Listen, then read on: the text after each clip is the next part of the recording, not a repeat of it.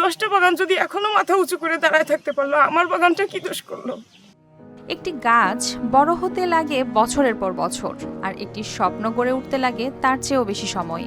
8 বছর ধরে তিল তিল করে বড় হওয়া গাছগুলো যখন ফলনের অপেক্ষায়, ঠিক তখনই সেগুলোর গোড়ায় বসে স্বার্থের করাত। ফলে শুধু একটি পরিবারের আর্থিক ভিত্তি নয়, ভেঙেছে তাদের স্বপ্ন।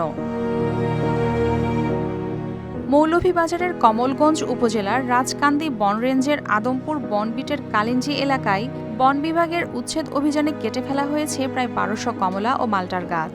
ক্ষতিগ্রস্ত পরিবারটির দাবি, মাত্র 3 মাস পরই বাগান থেকে প্রায় 25 থেকে 26 লাখ টাকার ফল বিক্রির আশা ছিল তাদের। আমার গত 2 মাস আগে বিটো বিচার প্রীতম বড়ুয়া আর অর্জুন কার্তি দস্তিদার তারা দুইজন তারা স্টাফ নিয়ে আসছে আমার বাড়িতে। আইসা বলতেছে, ভাই এবার তো আপনার বাগানে অনেক ফল আসছে, এবার আপনি তো বড় অঙ্কের একটা টাকা দিতে হবে। বাগানের মালিক জানান, প্রায় 8 বছরের শ্রম, পরিচর্যা ও বিনিয়োগের পর এবারে প্রথম পরিসরে ফলন পাওয়ার সম্ভাবনা তৈরি হয়েছিল। ওটা করি আইসে বেটা আইয়া আমার বাগানটা যে হাঁটলো, কিতার লাই যে হাঁটলো আর কিতার লাই যেগুলো আরো তো অবৈধ মানুষে লাগাইছে, আমরা অবৈধ হইলে তো আরো মানুষে করতো। বাগান না কেটে তো আমাদের গলায় ছুরি বসানো উচিত ছিল, তাইলে ভালো হইতো। সরকার বাগান নিয়ে নিত, আমাদেরকে হত্যা করে। বাগান থাকতো, আমরা থাকতাম না, আমাদের ঋণও থাকতো না। এক লাইটেই নিশ্চিন্তে চলে দিনের পর দিন। Walton emergency bulb, the best emergency bulb. তবে উচ্ছেদ অভিযানে শুধু গাছই নয়, ক্ষতিগ্রস্ত হয়েছে সেচ কাজে ব্যবহৃত যন্ত্রপাতিও, এমনটাই বলছেন তারা।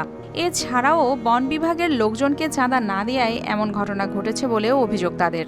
না দেওয়ার কারণে তারা খুব মিটাইছে আমার বাগানে এসে, তারা আমার রাস্তায় নামাই দিছে। স্যার দেখেন, আমি আজকে হাজার হাজার টাকা দিনি, একটা ট্রেড লাইসেন্স আমার বাগানে করিয়া দিছে, আমার একটা কৃষি কার্ড করিয়া দিছিল, চেয়ারম্যান নিজে করিয়া দিছে। স্যার তাইলে স্যার এত কিছু করার পরে আমার সরকার থেকে এটা সাইনবোর্ডও দিছে, আমার কৃষি সাইনবোর্ড দিছে, তাইলে কেন স্যার আমার বাগানটা আজকে এখানে খাটো হইলো? এটা পুরাটাই আক্রোশমূলক স্যার। তবে স্থানীয়দের মতে, যদি বাগানটি অবৈধ হয়ে থাকে তাহলে 8 বছর ধরে সেটি টিকে ছিল কিভাবে, আর ফলনের ঠিক আগ মুহূর্তেই কেন চালানো হলো উচ্ছেদ অভিযান? যখন আমার বাগানটা নির্মূল হয়ে গেছে, গাছগুলো এখন শুকায় গেছে, আর 100 বাগান এখন পর্যন্ত মাথা উঁচু করে দাঁড়ায় আছে, এইটা দেখলে তো আর সহ্য হয় না।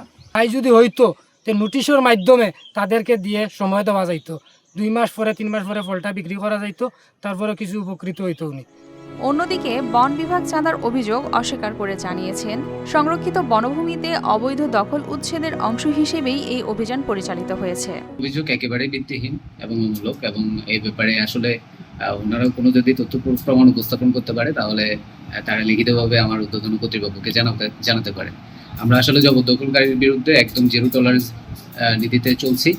এদিকে কালিঞ্জি কমলা বাগান কাণ্ডে 3 সদস্যের কমিটি গঠন করা হয়েছে এবং তদন্তের মাধ্যমে নেওয়া হবে প্রয়োজনীয় ব্যবস্থা, জানিয়েছেন কর্মকর্তা। মৌলভীবাজারের এই এলাকায় কিছু গাছ কর্তনের ব্যাপারে সেই বিষয়ে বিভাগীয় পর্যায়ে বিভাগীয় কমিশনার মহোদয় একটি 3 সদস্য বিশিষ্ট কমিটি গঠন করে দিয়েছে তদন্ত করে একটা প্রতিবেদন দেওয়ার জন্য। তারই অংশ হিসেবে আমরা আজকে এখানে এসেছি এবং এর সাথে সংশ্লিষ্ট যারা আছে সকলের আমরা বক্তব্য গ্রহণ করেছি, প্রয়োজনীয় কাগজপত্র সংগ্রহ করেছি এবং এই গৃহীত বক্তব্য এবং তথ্যপত্র সমন্বয়ে একটা প্রতিবেদন তৈরি করে আমরা যথাসময়ে অতি শীঘ্রই আর কি সরকারের কাছে আমরা দাখিল করব, তারপরে সরকার এই বিষয়ে ব্যবস্থা করবে। অবৈধ দখল উচ্ছেদ নাকি উদ্দেশ্য প্রণোদিত অভিযান, তার উত্তর মিলবে তদন্তেই। তবে একটি পরিবারের 8 বছরের শ্রম আর স্বপ্ন যে মুহূর্তেই মাটিতে লুটিয়ে পড়েছে, সে সত্য আর অস্বীকার করার কোনো সুযোগ নেই। News desk, RTV।